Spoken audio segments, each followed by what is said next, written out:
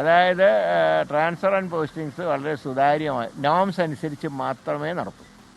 പിന്നെ അതുപോലെ തന്നെ അനാവശ്യമായിട്ടുള്ള ചെലവുകൾ മൊത്തം ഒഴിവാക്കണമെന്ന് ഗവൺമെൻറ് തീരുമാനിച്ചതിൻ്റെ അടിസ്ഥാനത്തിൽ ഞാൻ തന്നെ ഇനിയിപ്പോൾ ഡിപ്പാർട്ട്മെൻറ്റ് കാര്യങ്ങൾക്ക് വേണ്ടി മാത്രമേ യാത്രകൾ നടത്തൂ.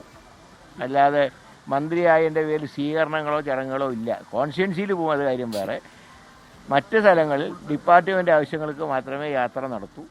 ഞാൻ പിന്നെ MP ആയതുകൊണ്ട് ട്രെയിനിൽ സൗജന്യ യാത്രയാണ്. അപ്പോൾ സർക്കാരിലേക്ക് കഴിയുന്ന ചിലവ് കുറയ്ക്കുക, അതാണ് ഞങ്ങൾ മന്ത്രിമാരുടെ ചുമതല. ഈ മെഡിക്കൽ കോളേജ്, മെഡിക്കൽ കോളേജ് അത് രണ്ടാമത് ഞങ്ങൾ ആരംഭിക്കും. ജനങ്ങൾക്ക് കൊടുത്ത വാക്കാണ്. രണ്ടാമത്തെ മെഡിക്കൽ കോളേജ് തിരുവനന്തപുരത്ത് ആരംഭിക്കും. അതിന്റെ സംവിധാനങ്ങളൊക്കെ പരിശോധിക്കും. ഇനിയിപ്പോൾ 1 തൊട്ട് തുടങ്ങണം. കാരണം ഇതുവരെയുള്ള സംവിധാനം മുഴുവൻ തകർത്തു കഴിഞ്ഞ 10 വർഷം കൊണ്ട്.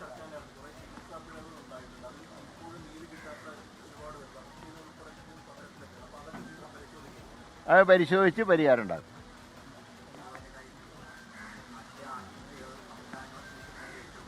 അത് തന്നെ പ്രാഥമിക ആരോഗ്യ കേന്ദ്രങ്ങൾ തൊട്ട് കമ്മ്യൂണിറ്റി ഹെൽത്ത് സെൻ്റർ വരെയുള്ള ആശുപത്രികളെ